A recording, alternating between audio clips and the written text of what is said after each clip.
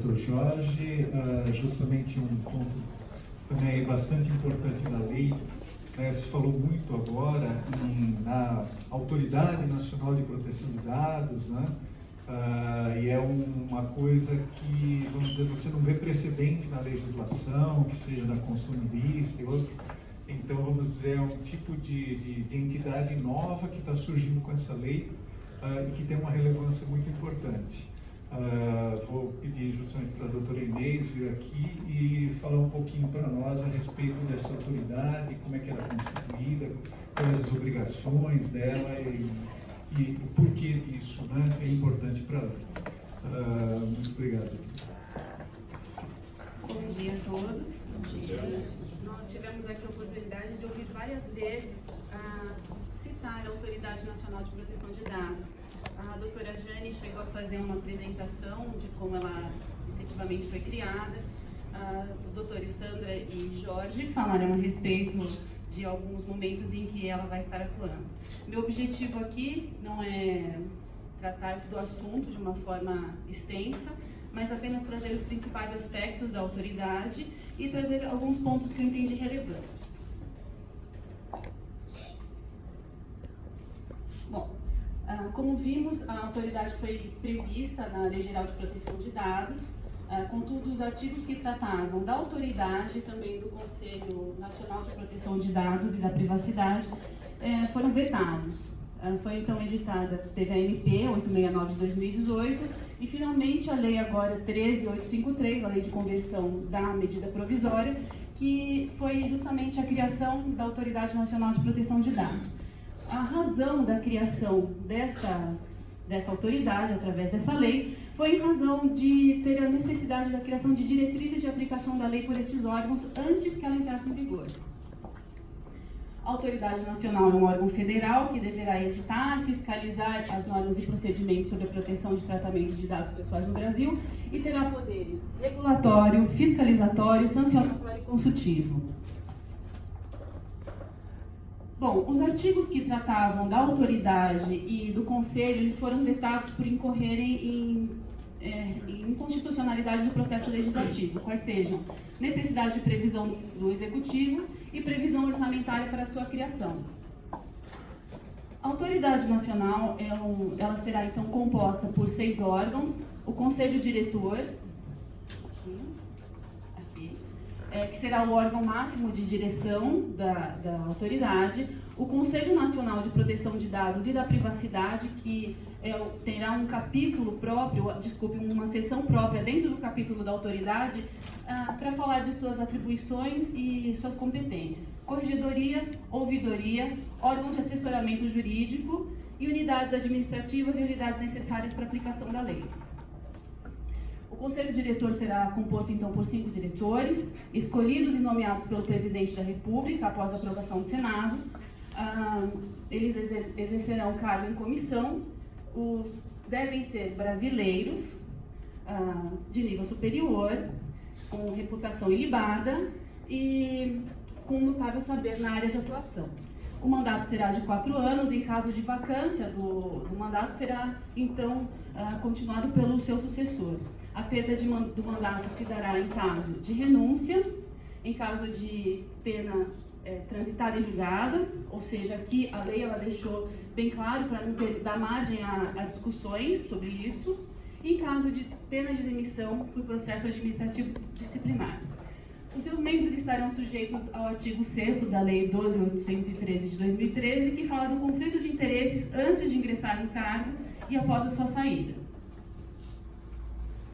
Bom, o Conselho Nacional de Proteção de Dados, lembrando que ele é um órgão da autoridade nacional, ele será um órgão multidisciplinar, multissetorial, formado por 25 membros. E aqui nós temos já o Ministério Público, a Raquel Dodge, recentemente acabou de nomear o membro do Conselho Nacional do Ministério Público, Luiz Eduardo Bandeira de Melo Filho, que já então compõe. Na verdade, vai ser um longo trabalho até nomear os 25 integrantes do Conselho Nacional, sendo que, como eu disse, o Ministério Público saiu à frente. Vamos esperar a agilidade dos outros setores da sociedade também. Bom, são competências do Conselho Nacional de Proteção de Dados propor diretrizes estratégicas para a autoridade, sempre, elaborar relatórios anuais, sugerir ações para a autoridade nacional, elaborar estudos e realizar debates e audiências públicas e disseminar o conhecimento sobre a proteção de dados pessoais e da privacidade à população.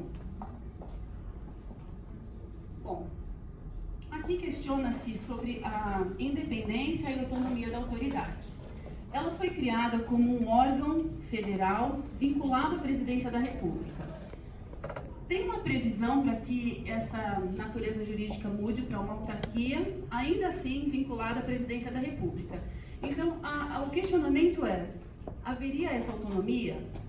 O que nós esperamos é que aquela composição multissetorial do órgão, que é o Conselho Nacional de Proteção de Dados e da Privacidade, venha mitigar essa ingerência da Presidência da República, se for o caso, na autonomia da autoridade, tá?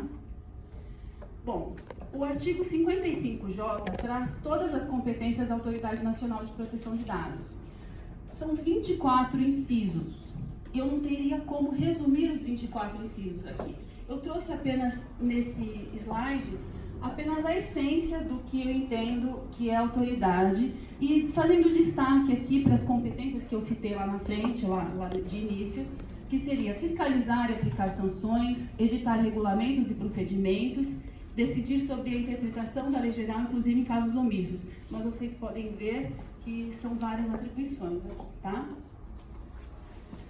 Se o 55J, em seus incisos, traz o que ela faz, os parágrafos do mesmo artigo traz como ela faz.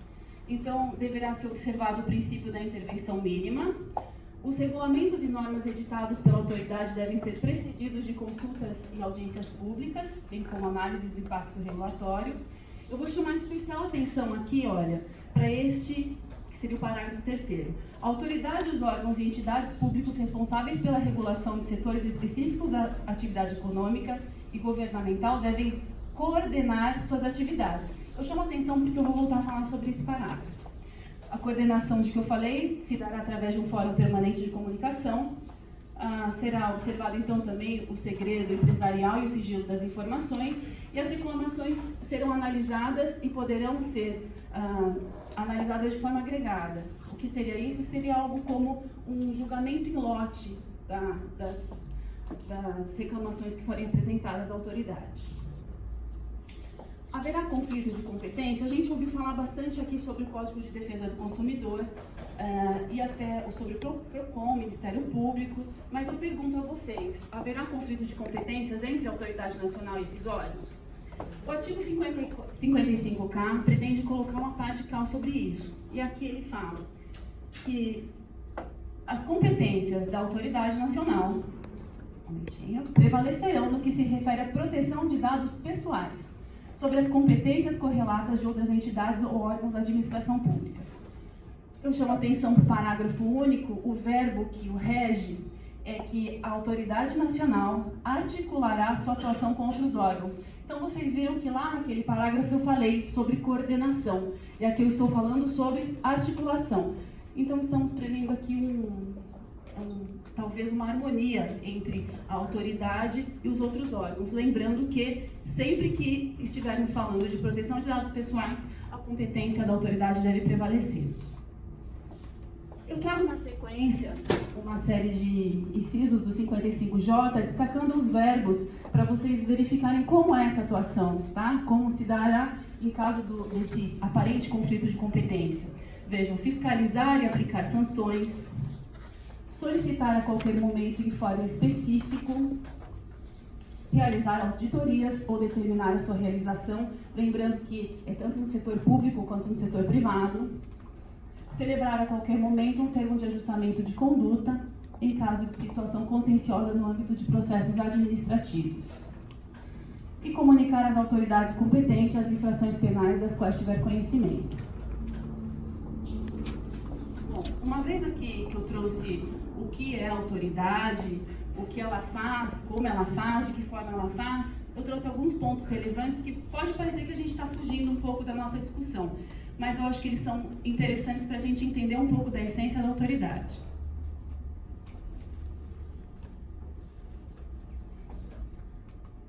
Autoridade Nacional de Proteção de Dados é uma agência reguladora? Vocês veem que é muito fácil a gente entender uma certa similaridade e até, às vezes, falar que ela, usar a ANPD como agência nacional. Na verdade, ela é uma autoridade nacional, tá? Mas o que é uma agência reguladora? As agências reguladoras fazem parte de um grupo especial de autarquias, cujo objetivo institucional consiste na função de controle de pessoas privadas incumbidas na prestação de serviço público. Elas foram criadas a partir do Plano Nacional de Desestatização de 1998. Bom, enquanto as agências reguladoras têm por objetivo institucional fiscalizar, regulamentar e controlar a oferta, vejam bem, de produtos e serviços dentro de determinada atividade econômica, a autoridade não tem uma limitação quanto ao serviço ou atividade. Ela busca proteger os dados pessoais, regulando todas as atividades econômicas ou não, e os dados pessoais e, consequentemente, o seu tratamento não estão limitados a uma atividade. Por isso eu chamei a atenção, atividade, serviço. No atual estágio das relações sociais, a gente não consegue imaginar uma relação, econômica ou não, que não tenha um tratamento de dados envolvido. E lembrando que a autoridade, como vimos lá nos primeiros slides, ela não se limita a regular, fiscalizar, controlar e punir, mas ela tem também, ela se presta a orientar, editar regulamentos, procedimentos, arrecadar e aplicar receitas, entre outras tantas atividades que nós podemos ver nos tais 24 artigos do 55J. A similaridade com as agências reguladoras está provavelmente na forma que ela virá a ter como uma autarquia e principalmente por ela se destinar também ao controle, mas não só ao controle, como vimos, tá? Outro ponto. A Autoridade Nacional e o Comitê Gestor da Internet do Brasil. Há similaridade ou convergência de atribuições entre esses dois órgãos? Bom, o Comitê Gestor da Internet do Brasil é um órgão criado pelo Decreto 4.829 de 2003 e seu artigo 1º possui 9 incisos, os quais definem suas atribuições. Vocês podem verificar aqui todos eles relacionados à internet. Estabelecimento de diretrizes e estratégias relacionadas ao uso e desenvolvimento da internet no Brasil. Estabelecimento de diretrizes para o uso do BR e alocação dos endereços de IP na internet. Promoção de estudos e padrões técnicos para a segurança das redes e serviços de internet. Recomendação de procedimentos e normas e padrões técnicos para a internet. Enfim, vocês podem ver que o comitê gestor é da internet. A autoridade nacional, ela se refere a dados pessoais tratados em qualquer ambiente, inclusive o físico. Então, nós podemos dizer que o comitê gestor, ele seria algo como um administrador de um campo, onde também há o tratamento de dados, tá? Mas não o único. Aqui a composição do Comitê Gestor da Internet no Brasil. Como podemos ver, ele também é multissetorial, assim como a composição do Conselho Nacional de Proteção de Dados e da Privacidade, só que não há a similaridade entre os componentes da sociedade, tá? Bom, como a nossa autoridade deve atuar? Eu busquei aqui algumas autoridades no mundo, para a gente tentar ao menos entendê-las e talvez fazer um comparativo com o que a nossa pode vir a se tornar, tá? Mas não temos como exercer um exercício de futurologia imaginando como ela vai ser. Enfim, aqui esse primeiro site, ele traz todas as autoridades da Europa e é bastante interessante que a Europa ela tem também um comitê europeu, ou seja, cada país tem a sua própria autoridade e lá tem também um comitê que ele vai resolver questões relacionadas ao tratamento transfronteiriço, sendo que ele vai emitir pareceres com decisões vinculativas, tá? Bom, eu trouxe alguns exemplos, como eu disse, a do Reino Unido. Todos esses sites que eu coloco aqui logo abaixo são um convite para análise e avaliação, para vocês poderem dar uma olhada de como elas estão atuando no mundo, tá? A do Reino Unido, ela já teve em 2019 120 ações, sendo que dessas 120, 69 foram penalidades monetárias, 29 notificações, 13 processos judiciais e 10 empreendimentos. São vários setores, obviamente, envolvidos, sendo que os 3 primeiros se referem a marketing, finanças, seguro e crédito e justiça criminal. Na sequência, eu já trouxe o citado exemplo pelo Dr. Jorge, né, da autoridade francesa. Também bastante interessante esse site para a gente dar uma olhada. Aqui no relatório de 2018, nós podemos ver que ela recebeu 11.077 queixas, sendo que houve um crescimento de 32,5% comparado com o ano anterior. A primeira queixa é o The Listen, com 35,7%. O que seria isso? É um direito consagrado pelo regimento europeu, que é o direito de ter seus dados apagados na internet. Aqui a gente vê como uma reputação pessoal é bastante conscientizada pelo cidadão, né? Seguido de marketing, recursos humanos, bancos e créditos e saúde. Os tipos de queixa em crescimento são aqueles já de 2019, mas que já é possível para a autoridade verificar o que está em crescimento, o tipo de reclamação.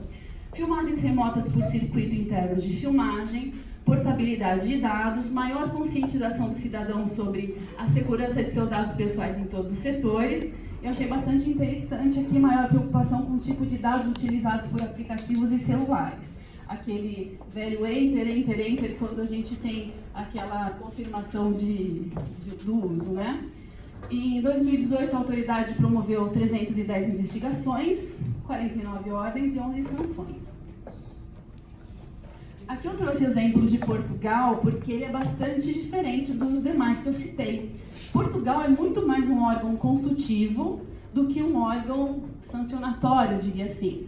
Então, nós podemos ver até o nome das atividades deles, são pareceres, deliberações, autorizações e registros. A gente não vê aqui sanções, né?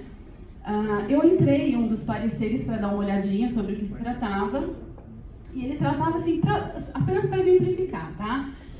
De uma determinada cidade de Portugal que pretendia utilizar um circuito interno, um circuito de filmagem, e ele pediu para a autoridade se poderia fazer um parecer. Uma vez dado o parecer, ele foi autorizado e registrado. Aqui eu vou pedir, Kalel, você poderia entrar no site? Eu citei aqui a Finlândia porque é bastante interessante. A Finlândia é um exemplo para tudo, né? E quando eu fui consultar, eu fui vendo cada um. E olha só que interessante, ela é praticamente um convite, ele é bastante didático. Conheça seus direitos. Olha aqui, ó. Você foi notificado sobre o processamento dos seus dados pessoais? Quando você quer inspecionar os seus dados? Então é praticamente um convite para você entender como funciona. Esse site é tão interessante que eles têm, esse aqui tá, ó, persons, mas também tem para organizações, tá? Bom, eu acho que aqui eu passo. Bom, pessoal, como eu disse logo no início da exposição, o objetivo não é encerrar a conversa a respeito, uma vez que o assunto é bastante novo. A Lei Geral de Proteção de Dados, ela entrará em vigor daqui a um ano. A lei de conversão da autoridade, ela é extremamente recente. Então, o que nós temos? Não temos ainda como encerrar o assunto, mas iniciar os nossos debates. Eu quero agradecer aqui ao Dr. Evandro, Dr. Paulo, doutora Viviane, por poder participar, discutir com vocês. E eu vou falar algo que eu falo sempre entre os amigos. Eu falo que a Casa do Advogado aqui do Jabaquara é a Casa do Saber, em razão de tantas palestras que nós temos. Muito obrigada.